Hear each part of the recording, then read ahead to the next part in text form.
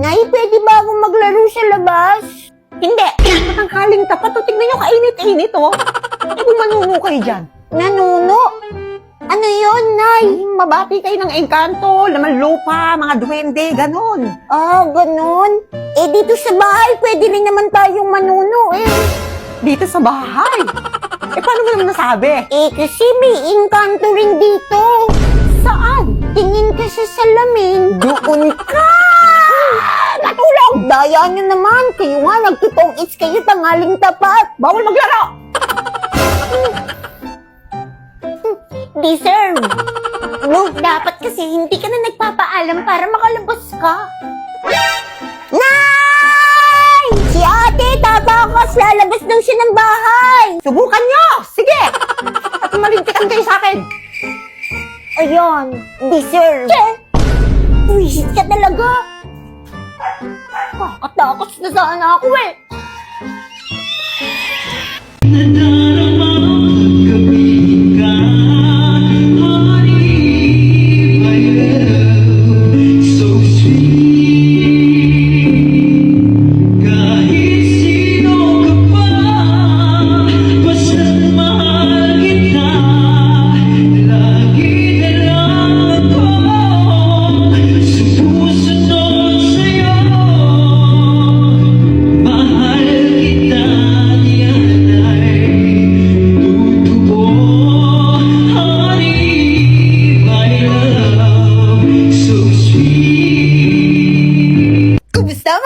May racket kami ng kuya ko ngayong araw. Kaya tara, samahan niyo ako. Nagpa-plancha na ako dito, pero kinuha ng lola ko. Hindi raw kasi ako marunong. Naligo na ako, tapos nag-toothbrush naman. Para kunwari, malinis. Uy, yoy! Magmumug na tayo para walang matirang bula. Event singer ang ganap natin for today's video, kaya magme-makeup tayo. Sa labas ako nag-makeup kasi medyo maliwanag pa. Pero nung umambon, pumasok na lang ako sa loob. Fresh lang dapat tingnan ng makeup natin ngayong araw. Para cute-cute lang. At para malinis. Katapos kong mag-makeup at magbihis, yung kuya ko naman yung may makeupan ko ngayon. Sa labas na kami nag-makeup kasi tumila na yung ambon. Feeling makeup artist tayo for today's video. Kahit hiram lang naman yung iba sa mga gamit natin.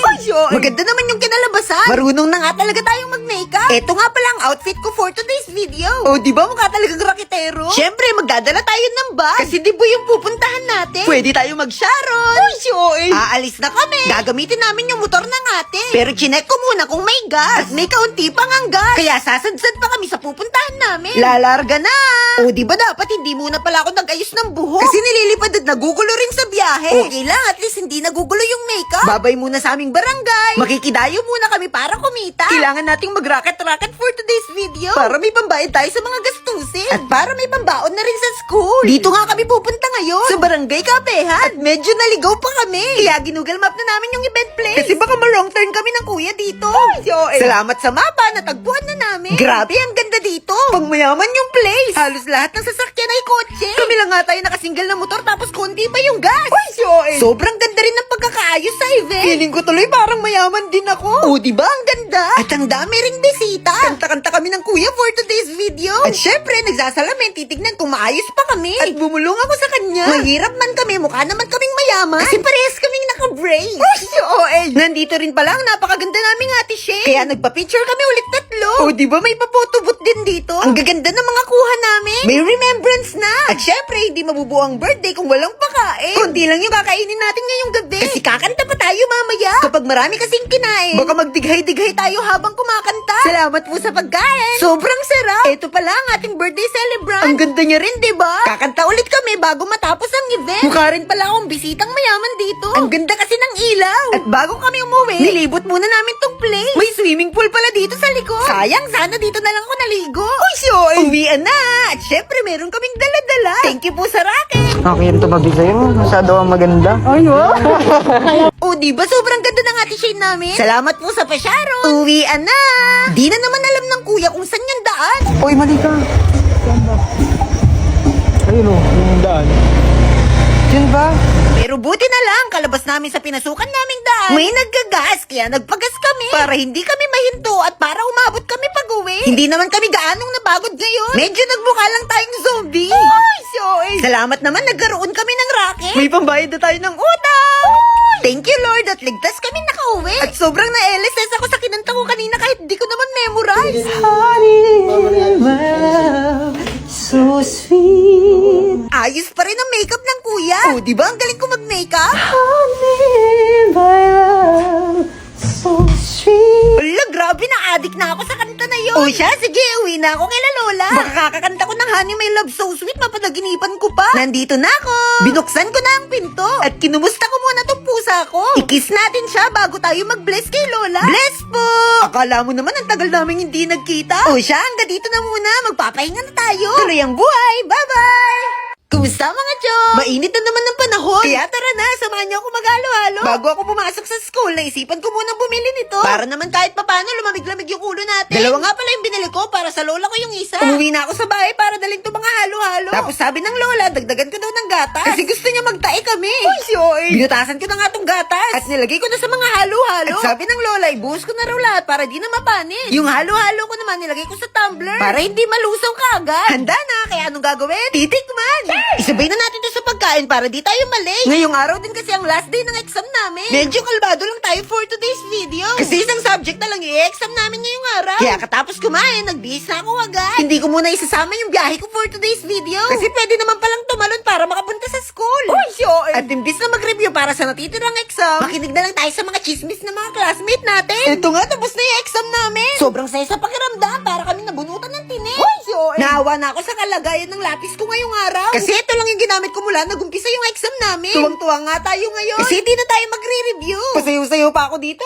pero sa totoo lang, marami pa kaming midterm requirements. Pero okay lang, mahalaga tapos na yung exam. Kaya tuloy lang tayo sa sayaw kahit nagmumukha na tayong tanga. Sa sobrang saya, mukhang mamumukpok pa ng upuan tong friend natin. Picturean time na. Kaya nagsisiksikan na naman kami dito sa camera. Kasama namin yung proctor namin ngayong araw sa picture. Tada! Tada! Tada! Kasama ko ngayon yung mga classmate kong matatalino. Kaya mahiya tayong konti. At bago umalis, magpatay muna tayo ng mga ilaw. After natin maisarado yung pinto, hahabol tayo sa picture ng iba nating mga classmates. Imbis na tumingin nga sila sa picture, mas tumingin pa sila sa video. Uuwi na sana ako sa bahay. Kaso nag-aaya silang mag-subject. Ayoko sana pumayag kasi nagtitipid ako. Kaso isipin na lang natin, minsan lang naman to. Tsaka kulang na lang, bugbugin nila ako eh. Kaya pumayag na lang tayo para ligtas ang ating buhay. Uy, si OA. Aalis na kami. Kaya paalam muna sa aming school. Baka magkulang yung pamasahing dala ko ngayong araw. Kaya mangungutang tayo ng pang-subject. Sabay-sabay na rin kami sumakay sa shuttle. Para happy-happy lang. At syempre, para pwedeng mag-ingat. Nandito na kami sa samjihan. Ayoko sanang bumaba kaso baka kalad ka rin ako. Pero labag pa rin sa loob ang gastos.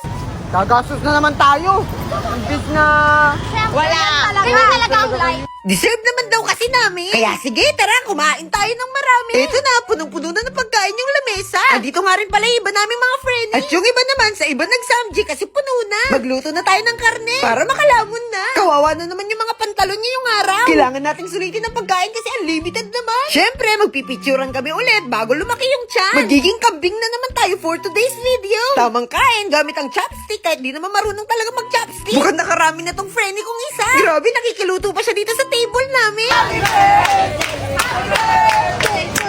Kumanta ng happy birthday kahit wala namang may birthday. Pag nagsasamji talaga parang nakakagawa ko ng ibang mga dish. Uy, si OA. At napataob na nga namin yung iba namin mga friendly kasi pauwi na sila. Samantalang dito sa amin, kabado na. Kasi marami pang tira. Uy, si OA. Tapos na kami. Kaya naman magayos na tayo. Kailangan punasan yung mga mamantika natin mga mukha. Kailangan ko magayos kasi a-attend pa ako ng rehearsal mamaya. Alis na kami. Nagsiuwian na nga ang iba namin mga friendly. Si Nobita at si Draymond na lang ang natira. Lakad-lakad para matagdag. At bago mag-umpisa yung rehearsal namin sa koral, magpapaprint muna kami. Eto na, nandito na ako sa rehearsal. At may nakakandong sa akin na sobrang cute na pusa. Gabi na nga, kaya medyo sumasakit yung mga mata natin. Tapos na yung rehearsal namin. Kaya after mag-pray, mag-aayos na tayo ng mga upuan. Uwian na. Bumaba na kami kasama ng aking napakagandang bestie. Syempre, tuwang-tuwa tayo kasi makakapagpahinga na. Lakad na ulit, tapos bumiyahe na tayo. Grabe, nakakapagod tong araw, pero masaya. Sakay na tayo ng motor. At habang nasa motor, kumakanta pa rin ako. Pero medyo inaantok na rin. Okay lang, kapit lang tayo kasi makakauwi na at makakapagpahinga. O siya, sige, hanggang dito na muna. Tuloy ang buhay. Bye-bye! Bes, kung wala na talaga akong mahanap na nakatadhana sa akin, pwede bang ikaw na lang? Nandun sa factory reset, ha? Gina kasi.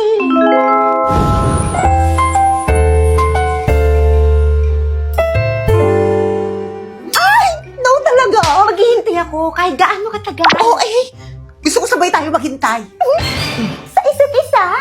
Hindi! Sa February 17, 4 p.m., need natin mag-login sa ML, ha? Sino kausap mo? MLBB Golden Month na nga, ni.